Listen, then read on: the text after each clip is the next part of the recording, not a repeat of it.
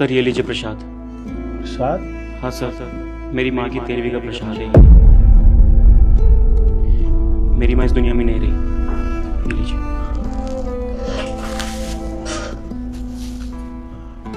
पर ज्योति ने तो बोला था कि राजा की मम्मी बिल्कुल ठीक है। सर कैसे ठीक रहेगी, वो इस दुनिया में है ही नहीं तो ठीक कैसे रहेगी। और आपसे मैंने पैसों के लिए मदद मांगी थी, कहा था मुझे 50,000 रुपए दे दो हॉस्पिटल में जमा करने, लेकिन आपने मुझे क्या दिया, 15-20 हजार रुपए। उस पैसों में क्या हो जाता है? और जितने पैसे तुमने मांगे थे मैंने वो पूरे पैसे ज्योति को दिए थे। और मैंने उसको ये भी बोला था कि वो पैसे राजा को देना है, उसकी मम्मी की तबीयत खराब है। और उसने मुझे यही बोला था कि मैंने पैसे दे दिए राजा को। और मैंने उससे काफ़ी बारी पूछा भी है और उसने मुझे बोला कि राजा की मम्मी बिल्कुल ठीक है और घर आ चुकी है। अच्छा राजा, तुम एक काम करो, तुम ना जाओ, जब मैं तुम्हें बुलाऊंगा ना जब तुम आ जाना। जी सर। यस सर, आपने बुलाया?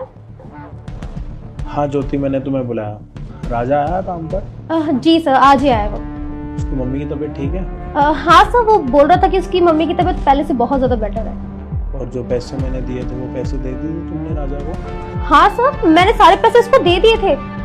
क्यों सर आप ऐसे क्यों पूछ रहे हैं? आपको ट्रस्ट नहीं है मुझ पे? नहीं, ट्रस्ट तो है, मतलब उसकी मम्मी ठीक है ना? हाँ सर, वो बोल रहा था कि मम्मी उसकी पहले से काफी बेटर है। राजा,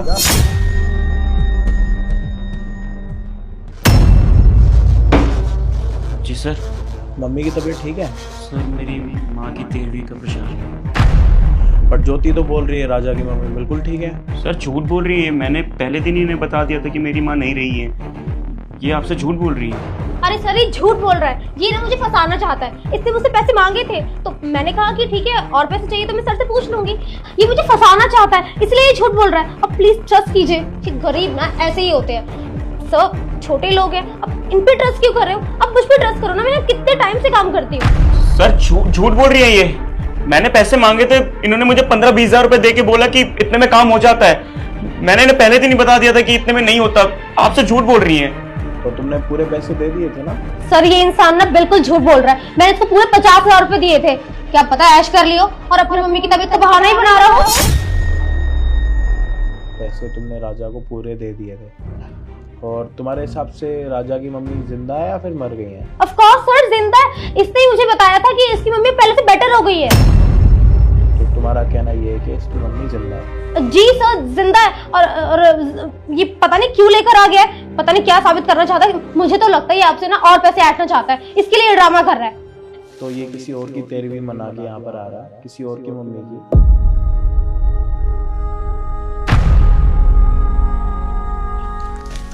अभी भी बोलना है तुम्हें कुछ? सर मैं कुछ समझी नहीं। तुम समझोगी भी नहीं। चोर कभी चोरी करके बताता है कि मैंने चोरी करी है, और तुमने तो वही काम करा।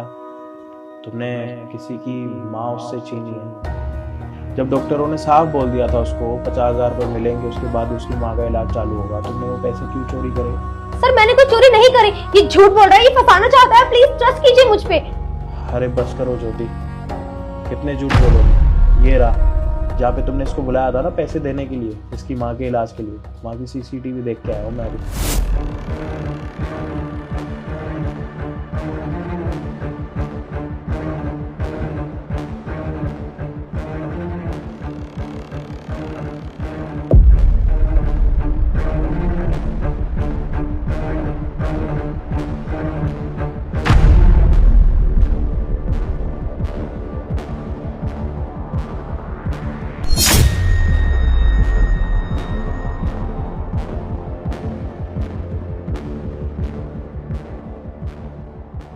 यार तुम्हें बिल्कुल भी शर्म नहीं आई? जो पैसे मैंने तुम्हें जिस काम के लिए दिए तुमने वो काम ही नहीं करा, और बदले में क्या हुआ? उसकी माँ ये दुनिया छोड़ के चली गई। तुम्हें किसी और की माँ का एहसास है या नहीं है? तुमने जो काम करा है ना, ये काम ना घटियापने में आता है, और तुमने वही करा। और शायद तुम्हें ना उसका दर्द पता ही नहीं होगा, क्योंकि उसके घर से उसकी माँ गई है। तुम्हारी माँ तो घर पर बैठी है, तो तुम इस चीज को समझ ही नहीं पाओगे कभी।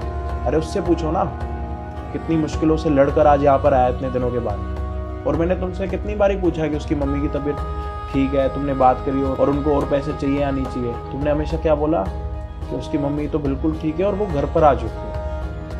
और आज मुझे पता लग रहा है कि वो घर पर नहीं है, इस दुनिया से ही चल गई। सॉरी सर, पता नहीं क्या हो गया था मुझे। मैंने ये सोचा ही नहीं कि जेन्युइनली उसकी मम्मी की तबीयत खराब है और अपने लालच के चक्कर में वो पैसे अपने पास रखे। बट मुझे नहीं पता था कि वो मेरी वजह से उनकी डेथ हो जाएगी। रियली सॉरी सर, मुझसे बहुत बड़ी गलती होगी। आई एम सॉरी राजा, मुझे नहीं पता था कि मेरे लालच के चक्कर में तुम अपनी मदर को खो दोगे। मुझसे बहुत बड़ी गलती होगी।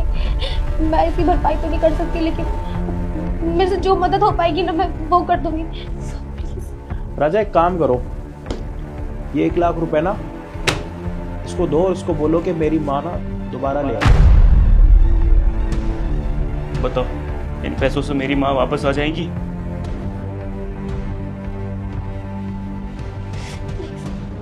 जब तुम उसकी माँ दोबारा ला ही नहीं सकती तो तुम उससे सॉरी क्यों मांग रही हो?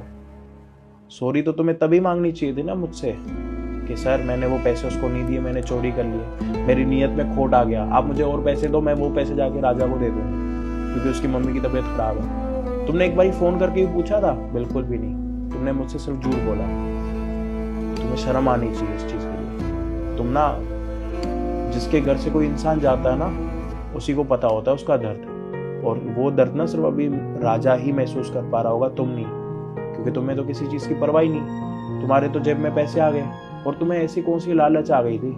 इस ऑफिस से लाखों रुपए कमाती हो तुम, इस कंपनी के HR हो तुम, सारी रिस्पॉन्सिबिलिटी तुम्हारे ऊपर है, उसके बाद भी एक घिनौनापन, इतना गिरा हुआ काम हमारी कंपनी की हमारी HR कर सकती है, मैंने कभी सोचा ही नहीं था। और वैसे ना तुम्हारे लिए ये मैंने एक सरप्राइज रखा है, ये सरप्राइज खोल के देखो।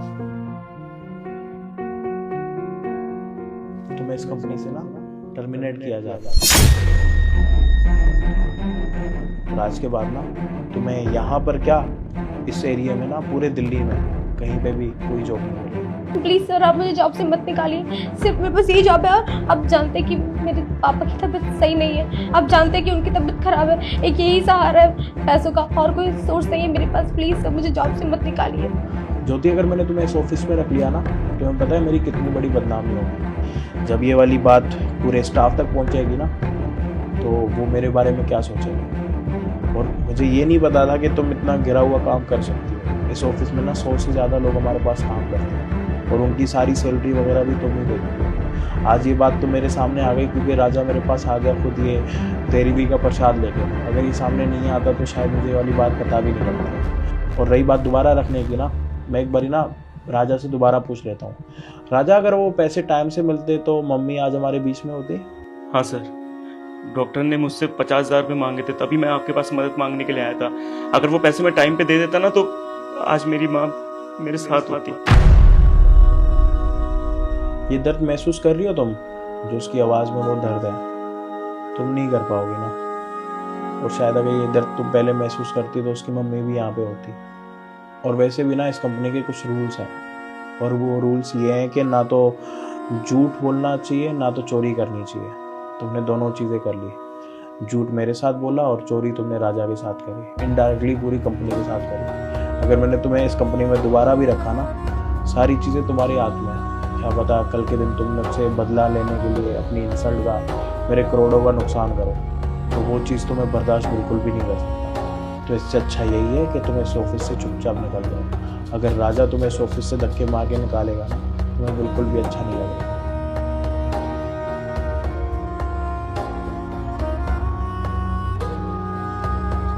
सर मुझे माफ़ कर देना सर, मैं आपके बारे में गलत सोच रहा था। मुझे लगा कि आपने पैसे रोक रखे हैं, लेकिन अभी असलियत पता चली मुझे। देखो राजा, गलती तुम्हारी नहीं है और गलती मेरी भी नहीं है। गलती ना उसकी थी जिसके ऊपर मैंने भरोसा करा, और आज से नहीं पता नहीं कितने सालों से मैं भरोसा करता आ रहा हूँ उसके ऊपर। और ये वाली बात तो मेरे सामने आ गई क्योंकि तुम मेरे पास आ गए, और तुम्हें बुरा इसलिए लगा था कि मैंने तुम्हें पैसे नहीं दिए, जबकि मैंने पूरे पैसे दे दिए। देखो मैं ज़्यादा कुछ तो नहीं कर सकता क्योंकि जो चीज़ हो गई ना उसको बदलना बहुत मुश्किल है। मैं तुम्हारी मम्मी दोबारा तो नहीं ला सकता, लेकिन तुमसे एक वादा करता हूँ, आज के बाद तुम्हें कभी भी किसी भी चीज़ की ज़रूरत होगी ना, तुम मुझे डायरेक्टली आके बोलना और मैं मैं तुमसे प्रॉमिस करता हूँ कि तुम्हारी सारी चीज़ें पूरी होंगी, और मैं तुम्हारे दुख को बिल्कुल समझ रहा हूँ। और मैं तुम्हारे लिए काम करता हूँ कि तुम्हारी सैलरी में ना 20% बढ़ा देता हूँ, जिससे तुम्हारी थोड़ी हेल्प होगी और तुम्हें थोड़ा आराम मिलेगा। कोई नहीं सर, जो हो गया वो हो गया। आपका बहुत बहुत धन्यवाद।